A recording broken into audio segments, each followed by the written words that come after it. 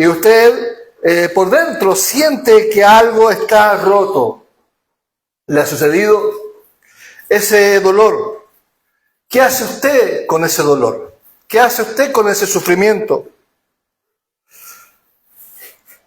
Porque yo he observado que la iglesia, y en esto me incluyo, que tiende a caer en una de las tentaciones cuando se enfrenta al sufrimiento genuino. Primero, la primera tentación que nos enfrentamos frente al sufrimiento es negarlo.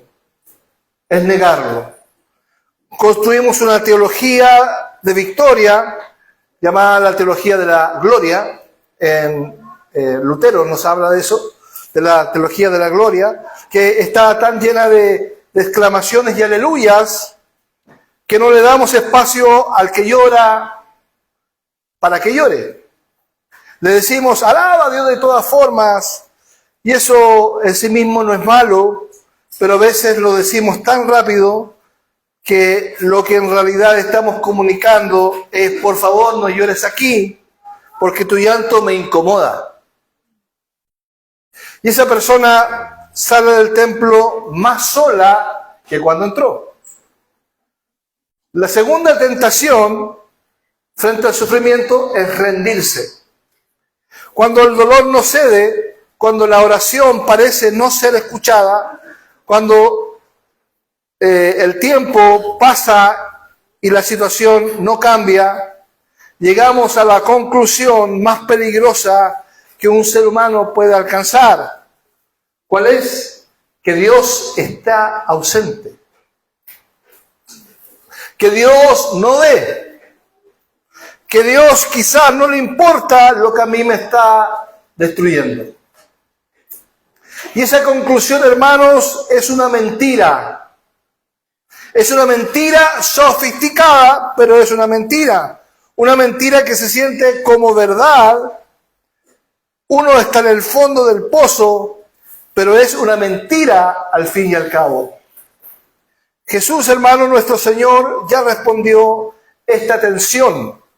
No es una epístola, no en un tratado teológico, sino que lo respondió en una colina de Galilea, frente a una multitud de personas que también estaban rotas, también estaban confundidas, también estaban preguntándose si Dios los veía.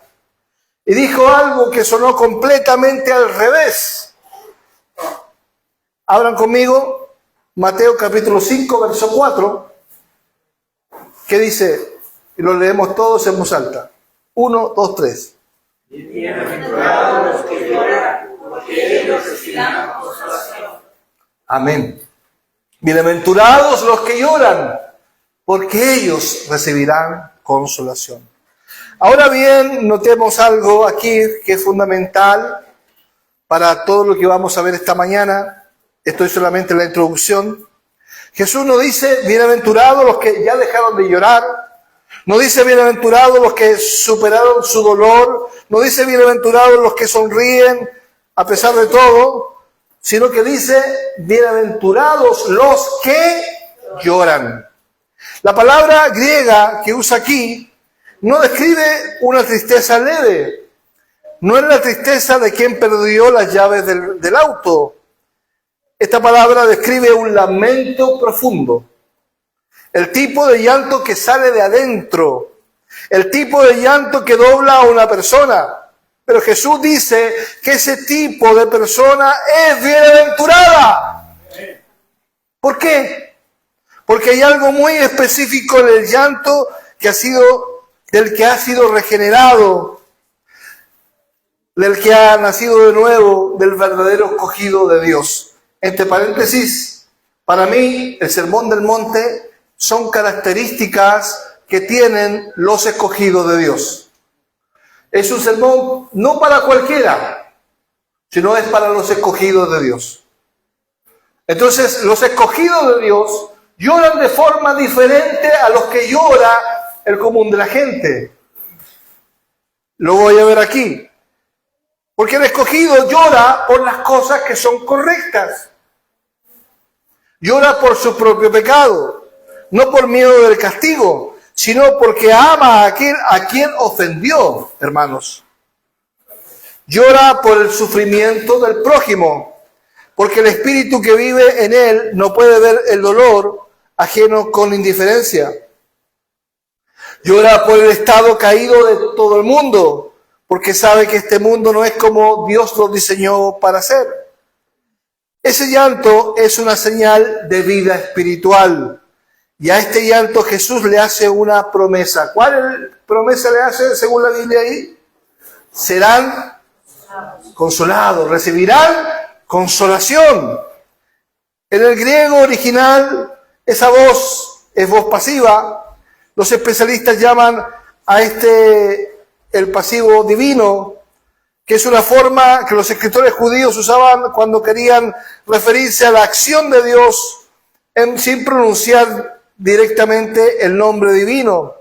Entonces lo que Jesús está diciendo no es simplemente que estos van a encontrar consuelo en algún lugar. Lo que les está diciendo es, Dios mismo los consolará. El agente de esta consolación es el propio Dios. Pero aquí está la gente que quiero que no se les escape. El escogido de Dios no es consolado para acumular este consuelo. No es consolado para sentirse mejor y ya, como estábamos acostumbrados en las iglesias carismáticas. El escogido es consolado para consolar.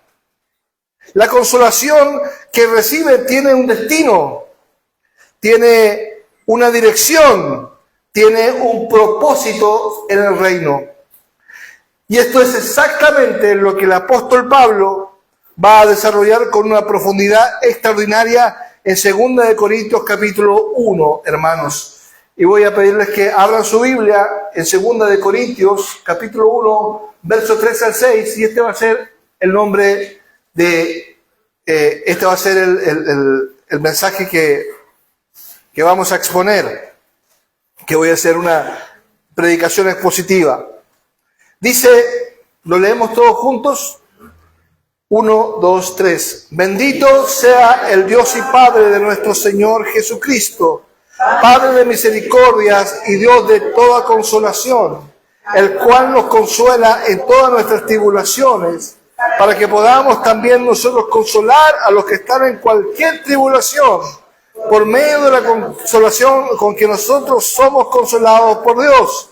Porque de la manera que abundan en nosotros las aflicciones de Cristo, así abunda también por el mismo Cristo nuestra consolación. Pero si somos atribulados, es para vuestra consolación y salvación. Y si somos consolados, es para vuestra consolación y salvación, la cual opera en el sufrir las mismas aflicciones que nosotros también padecemos. Amén. Esta mañana los quiero llevar a 3 grandes verdades que fluyen de este texto. La primera es la naturaleza de Dios nos garantiza la consolación. Ese es el primer punto para los que escriben. La naturaleza de Dios nos garantiza la consolación. Segundo, la economía de Dios transforma la consolación en misión. Y tercero, la medida de Dios nos asegura que el consuelo siempre será suficiente. Bien, hermanos, el primer punto, la naturaleza, está, gente, eso. La naturaleza, léelo ustedes, por favor, me están dando un vaso de agua. Amén. La naturaleza de Dios nos garantiza la consolación. Dice el verso 3, dice, Padre de misericordias y Dios de toda consolación. Quiero que observen algo muy importante antes de entrar en el contenido de este versículo. Observen cómo comienza Pablo. Pablo describe esta carta desde la experiencia del sufrimiento real. Él acaba de pasar por lo que él mismo describe en los versículos siguientes, versículo 8, como una tribulación tan extrema que, lo dice así el verso 8, dice, perdimos la esperanza de conservar la vida. O sea, era muy extremo. Pero y él no estaba describiendo esto desde una silla cómoda, estaba escribiendo desde el fondo de una experiencia que lo llevó al límite. Sí, y sin embargo, lo primero que sale de la pluma no es una queja, no es un lamento, no es una pregunta acusatoria dirigida a Dios.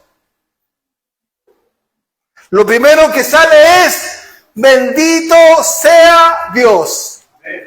Oh, ¿cuántos de nosotros, hermanos, en medio del sufrimiento, y yo me gozo, porque decimos bendito sea Dios?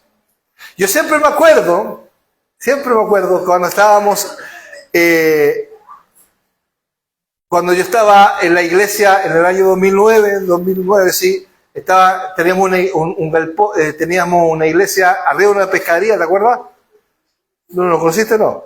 La tenemos arriba de una pescadería y yo estaba arreglando el techo, yo estaba bien de salud, estaba bien, porque yo sufrí en el 2012 sufrí un ACV, pero en el 2009 estaba bien, ya estaba arreglando el techo, y a mí se me ocurrió, como no tenía escalera, junté las bancas, junté la silla, y llegué hasta ahí, más o menos esta era la altura, pero imagínense, habían una mesa, banca, una silla. Estaba ahí arreglando, y de repente me caí, y me golpeé. Pero me gocé tanto, hermano, porque dije, ¡Jesús! En vez de haber dicho cualquier otra palabra, me salió del corazón, hermano.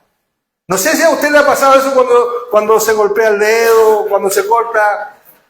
Dice, aleluya, bendito sea Dios. Estoy entre cristianos, ¿no? Estoy entre cristianos.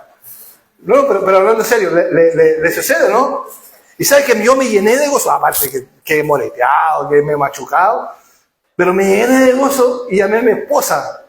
La llamo, la persona, esposa, ¿sabes qué? Me cayó, qué terrible. Dice, no, pero... Y le cuento. Y me di cuenta, hermano, que en el dolor podemos decir una alabanza a Dios, que sale del corazón. Este bendito sea Dios es lo que los judíos llamaban un veraka, una bendición, una forma de alabanza que comenzaba reconociendo quién es Dios antes de hablar y de cualquier otra cosa. Y esto nos enseña algo que es profundamente contracultural, incluso dentro de la iglesia. La adoración no espera que las circunstancias mejoren para comenzar. Pablo nos dice, cuando Dios me saque de esta tribulación, entonces lo bendeciré. Sino que él dice, bendito sea Dios. Ahora mismo, en medio de la tribulación, antes de que cambie algo, bendito sea Dios. Y la razón por lo que puede hacer esto es porque su alabanza no está anclada en sus circunstancias. Estaba anclada, ¿saben en qué? En el ser de Dios. Estaban ancladas en el carácter de Dios. Y el carácter de Dios no cambia cuando cambian las circunstancias. La alabanza no niega el dolor. La alabanza reencuentra el dolor dentro de la realidad más grande de quién es Dios. Y entonces, aquí, Pablo le da dos títulos a Dios para que alguien que está sufriendo, son los títulos más hermosos que existen. Y el primero es Padre de misericordias. La palabra griega es, lo voy a leer, y está en plural, Padre de misericordia, y en singular, pero dice Padre de misericordias en plural. ¿Por qué importa eso? ¿Por qué no dice Padre de misericordias y dice Padre de misericordias? ¿Por qué usa el plural? Porque el plural nos dice que las misericordias de Dios no son un recurso único, ilimitado, que se pueden agotar. Las misericordias de Dios está diciendo que son inagotables y son multiformes. Tienen muchas formas. Hay una misericordia de Dios para el que perdió a un ser querido. Hay una misericordia de Dios para aquel que está luchando con una enfermedad. Hay misericordia de Dios para el matrimonio que está a punto de romperse. Hay una misericordia de Dios para el que cometió un error y que piensa que es imperdonable. La misericordia de Dios toma la forma exacta que el dolor de cada persona requiere, hermanos. Qué importante es eso. No es la misericordia que voy ahí a la farmacia y la saco y si te sirve, te sirve. No, es la misericordia de Dios que se amolda a mi necesidad. Ahora, esto es exactamente lo que Jeremías descubrió en el momento más oscuro de su vida, en medio de las ruinas de Jerusalén, cuando escribió en Lamentaciones 3:22 al 23. Él escribió: por la misericordia de Jehová no hemos sido consumidos, porque nunca decayeron sus misericordias. Nuevas son cada mañana. Nuevas cada mañana son las misericordias de Dios. ¿Por qué? Porque son multiformes. No son viejas, no son recicladas, no son las obras del día anterior, son nuevas. Cada día una nueva misericordia. Cada día, hermano. Y tú estás aquí por la nueva misericordia de Dios de este día, no la de ayer, de hoy día. Y el segundo detalle que quiero que vean en este primer título es la palabra Padre. No dice árbitro de misericordia, no dice administrador de misericordia, sino que dice Padre. Y esa palabra cambia todo, porque un padre no ejerce misericordia desde la distancia administrativa, sino que un padre ejerce misericordia desde la cercanía afectiva, desde el involucramiento emocional, desde el conocimiento profundo de su hijo. Dios no ve su sufrimiento como un juez que evalúa un caso, lo ve como un padre que conoce a su hijo. Amén. Segundo, el segundo título que usa aquí: Dios de toda consolación. Y aquí es la palabra clave. La palabra clave es toda. No de alguna consolación, no de ciertos tipos de consolación, sino de toda consolación. Sin excepción de tipo de sufrimiento, sin excepción de intensidad, sin excepción de duración. Y la palabra para consolación aquí es paraclesis. ¿A quién le suena paraclesis? Que tiene la misma raíz que el nombre que Jesús le da al Espíritu Santo en Juan 14:16. El paráclito, el paracletos, el consolador. El que viene al lado de uno, quiere decir. Lo que Pablo está diciendo es que la consolación que Dios nos da no es una consolación teórica, sino que es la consolación del Espíritu Santo mismo que viene y se pone al lado de la persona que sufre. Hermano, estás sufriendo, gózate, porque tienes al Padre de misericordia y de toda consolación a tu lado. Gloria a Dios. Por eso dice en Hebreos 4:15 que tenemos un sumo sacerdote que fue tentado en todo según nuestra semejanza, que sabe lo que es. El Padre de misericordias y Dios de toda consolación no es un Dios que observa su sufrimiento desde lejos, es un Dios que descendió para consolarlo desde adentro. Entonces permítame decirle esto muy claramente esta mañana: su sufrimiento presente no es evidencia del abandono de Dios, sino que su sufrimiento presente es el contexto donde la naturaleza consoladora de Dios se revela con mayor claridad. Aleluya. Cuando usted sabe, cuando usted está bien, puede hablar de Dios en abstracto. Pero cuando usted está sufriendo, Dios lo consuela Dios no habla conceptos. Habla de una realidad que conoció en persona, hermano.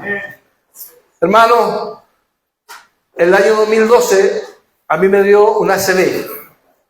No sé si tú me conociste antes de la ACV. No, me conociste después de la ACV. Bueno, yo antes estaba entero. Y fue terrible esa ACV porque fue un ACV hemorrágico. No sé si alguien entiende lo que es hemorrágico. La diferencia de un hemorrágico con un isquémico. No sé si entiende. El hemorrágico quiere decir que de cada 10 personas 9 mueren y uno queda vegetal. Porque hay una hemorragia en el cerebro y se empieza a irradiar esa hemorragia y tapa todos los órganos de ahí del cerebro.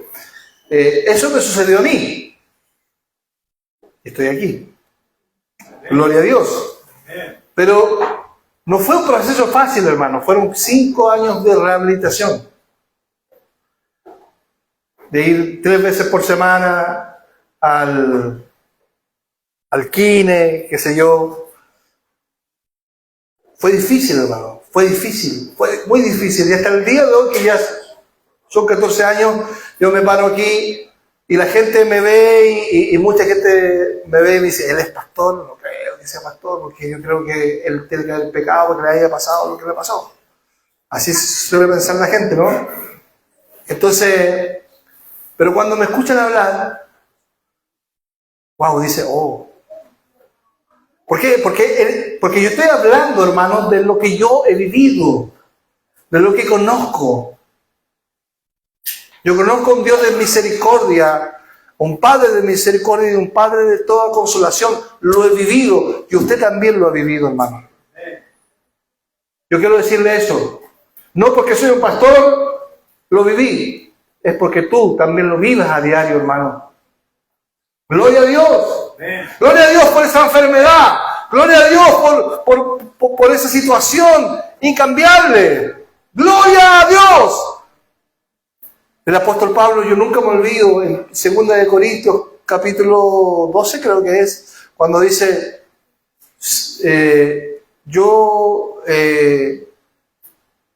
al Padre le pedí, a Dios le pedí que 3 veces me quitara esta enfermedad, pero recibí bastante de mi gracia, porque mi poder se perfecciona en la debilidad. Mi poder se perfecciona en la debilidad. Hermano, yo he vivido esa palabra. Y usted también la vive a diario. Amén. ¿Usted es débil? Sí, hermano. Pero gócese, porque el Dios de toda consolación está con usted. Número 2. La economía de Dios transforma la consolación en misión. El versículo 4 nos dice, para que también nosotros podamos consolar a los que están en cualquier aflicción. El versículo 4 comienza con una de estas palabras más pequeñas pero poderosas del texto. La palabra ¿para qué? Es pequeña, esa frase. Cuando el escritor bíblico usa esta palabra, está diciendo lo que acabo de describir. Que lo que acaba de describir no sucedió por accidente, sucedió con una intención específica. Entonces lo que Pablo dice en el versículo 4 es esto: Dios nos consuela en todas nuestras tribulaciones para que también nosotros podamos consolar a los que están en cualquier tribulación. O sea que Dios te usa, hermano, así como estás, así con la aflicción que estás padeciendo, Dios la usa porque la misma consolación con la que eres consolado, esa misma consolación la vas a hacer fluir y te va a ayudar a consolar a otros. Hay un propósito detrás de cada consolación que usted ha recibido. Permítame decirlo de esta manera más directa posible: nadie es consolado por Dios solamente para sí mismo. Nadie es consolado para sí, sino para otros. Esto es lo que yo llamo la economía de Dios. La forma en que Dios administra sus recursos dentro de su pueblo. Y la economía de Dios no funciona como un sistema de acumulación, funciona como un sistema de flujo. Piensen en esto, cuando Jesús dijo en Mateo 5:4 que el que llora está consolado, no estaba describiendo solo una experiencia personal y privada. Estaba describiendo el entrenamiento de un consolador. Cada vez que Dios lo consuela en una tribulación, no solo está resolviendo su problema presente, Él está equipándolo para un ministerio futuro. ¡Wow! O sea que toda la consolación que yo recibo es para darla en el futuro. Cada pérdida que usted ha pasado y en la que Dios estuvo presente, lo ha convertido en alguien que puede sentarse al lado del que está perdiendo y decirle: yo estuve aquí, Dios estuvo conmigo, Dios estará contigo. Me imagino que usted lo ha hecho más de alguna vez. Y eso, hermanos, es algo que ningún libro de texto puede darnos. Ahora quiero que vean la segunda parte de este versículo, porque Pablo añade algo extraordinario. Dice: por medio de la consolación con que nosotros somos consolados por Dios. No dice que consolamos a otros con consejos. Ojo, no dice que consolamos a otros con consejos. No dice que consolamos a otros con programas. No dice que consolamos a otros con técnicas aprendidas en un seminario. Dice que consolamos a otros ¿con qué? Díganlo usted. Con la misma consolación que nosotros recibimos de Dios. Se da lo que se ha recibido, hermano. ¿Ha recibido perdón? Puede dar perdón. ¿Ha recibido misericordia? Puede dar misericordia. ¿Ha recibido una palabra de ánimo? Puede dar una palabra de ánimo. Aleluya. La credibilidad del Consolador nace del sufrimiento que atravesó.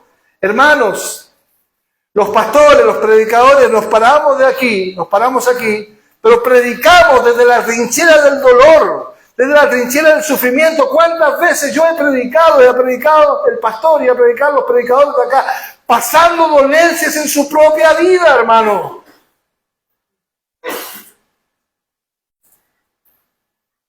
Yo mismo estoy atravesando un problema de salud, pero igual predico la palabra de Dios.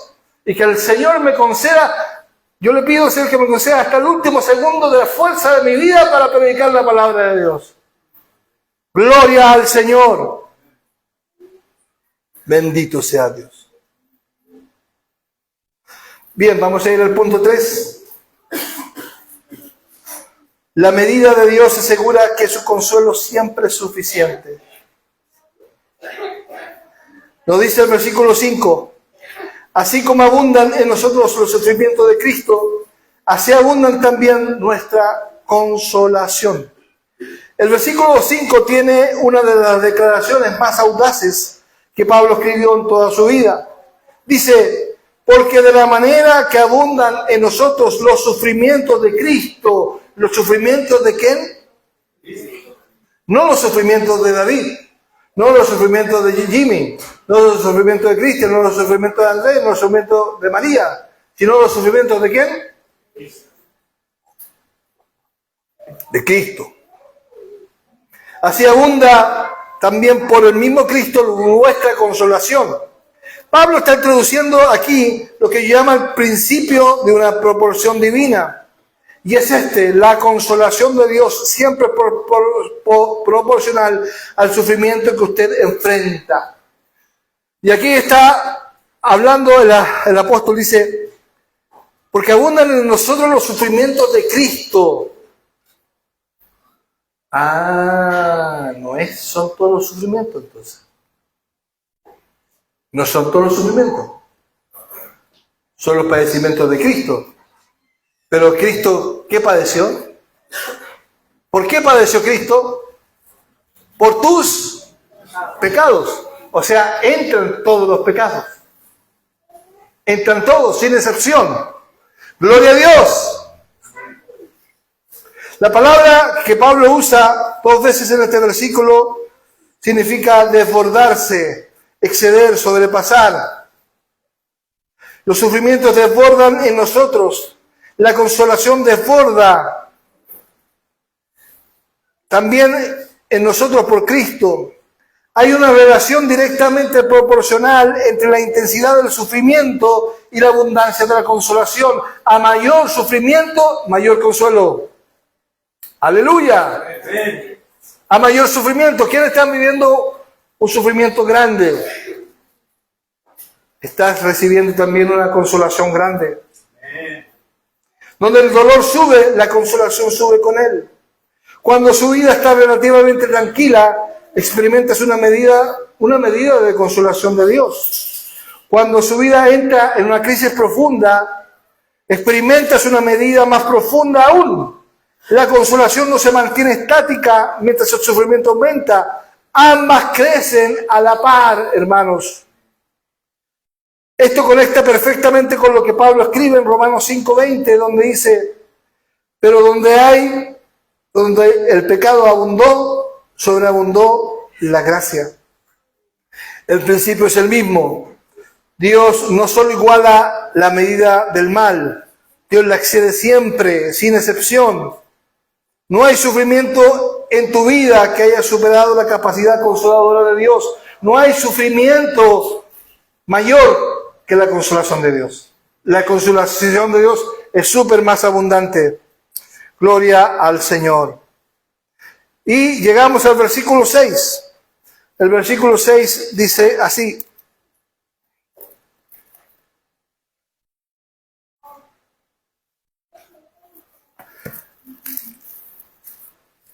Léalo, por favor. 1:6. Dice así, pero si somos atribulados, es para vuestra consolación y salvación. O si somos consolados, es para vuestra consolación y salvación, la cual se opera en el sufrir las mismas aflicciones que nosotros también padecemos. Si los sufrimientos abundan y la consolación abunda en nosotros por Cristo, entonces hay más que suficiente para que sea transmitida a otros. La consolación de Dios es súper abundante, hermanos. El creyente consolado no da lo que le sobra después de satisfacerse a sí mismo. El creyente consolado da lo que Dios sigue dando mientras está dando. O sea, mientras yo soy consolado, viene una nueva consolación. Es como un manantial, no es como una cisterna. La cisterna tiene una cantidad fija. Cuando se vacía, se vacía. Un manantial de agua, porque el agua viene de una fuente que está más allá de la cisterna misma, se va renovando. Así la consolación se va renovando. ¡Aleluya! La consolación que usted recibe de Dios no viene de sus propias reservas emocionales, hermano. Viene del Dios de toda consolación. Y esa fuente no tiene fondo. Entonces permítame decirle 2 cosas concretas antes de concluir. A los que hoy están en tribulación, les digo esto. Su sufrimiento no ha superado la capacidad consoladora de Dios. No hay nada que supere. Si tu sufrimiento es tan grande, es mucho más grande la consolación. ¡Wow! ¡Qué impresionante, hermano! ¡Gloria a Dios! ¡Aleluya! ¡Aleluya!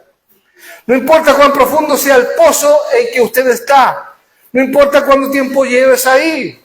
No importa si ya intentó muchas cosas y ninguna funcionó. El Dios de toda consolación sigue siendo el Dios de toda consolación. Y déjeme decirle esto. La consolación no quiere decir que Dios cambie tu estado actual y te pase a otro.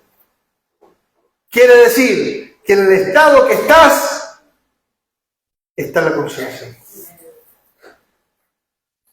En el estado que yo llevo hace 14 años, hermano, 14 años, el Señor me ha consolado. Y el Señor no me sacó, puede haberme sanado, pero no, Dios no me sanó.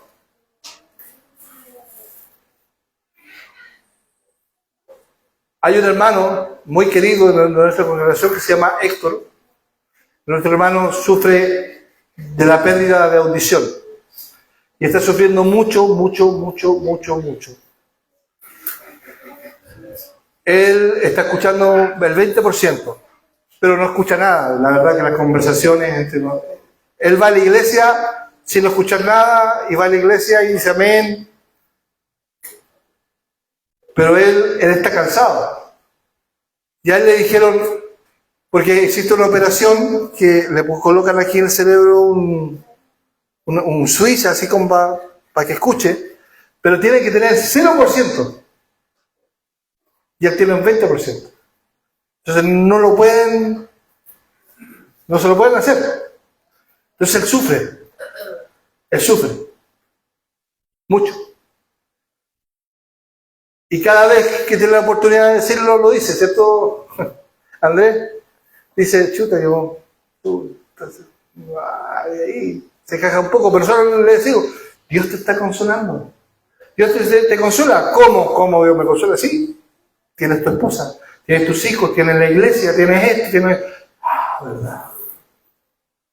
Hermano, el dolor no nos permite ver todo lo que tenemos alrededor. Pero la consolación te permite ver todo lo que tienes alrededor. Yo me gozo mucho, hermano Luis, pero no lo conozco. Pero me imagino que usted ha perdido varias cosas. Pero está aquí. Ese es un mensaje para todos nosotros. El hermano Héctor es un mensaje para todos nosotros, porque él no tiene que escuchar los 40 minutos al pastor, porque no escucha.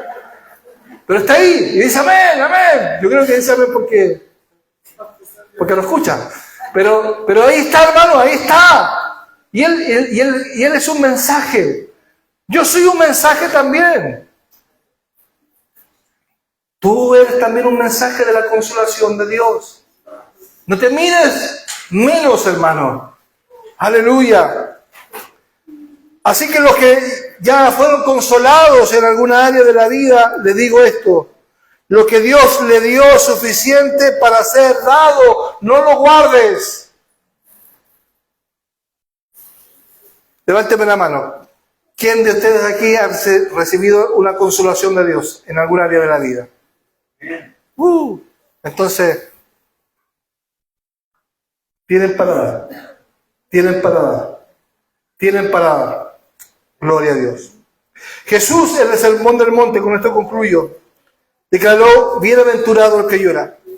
No porque el llanto sea algo bueno en sí mismo, sino porque hay un Dios que ve ese llanto desde antes de la fundación del mundo y determinó que ese llanto no quedaría sin respuesta. Pablo estaba describiendo desde el fondo de sus propias tribulaciones, nos muestra cómo funciona esta respuesta divina. Dios consuela por su naturaleza, porque Él es Padre de misericordias y Dios de toda consolación. No hay que convencerlo, no hay que merecerlo. Su naturaleza lo inclina hacia el que sufre con una misericordia nueva cada mañana. Amén. 2. Dios consuela con un propósito, por su economía. Porque nadie es consolado para acumular. Todos somos consolados para dar, para transmitir. La consolación que usted recibe tiene un destinatario que todavía no sabe lo que viene de camino, hermano. Y 3, Dios consuela con suficiencia por su medida. Porque donde el sufrimiento abunda, la consolación abunda más. Y en Cristo, El creyente que tiene acceso a una fuente de consolación que no se agota ni se limita por la magnitud del dolor. Amén.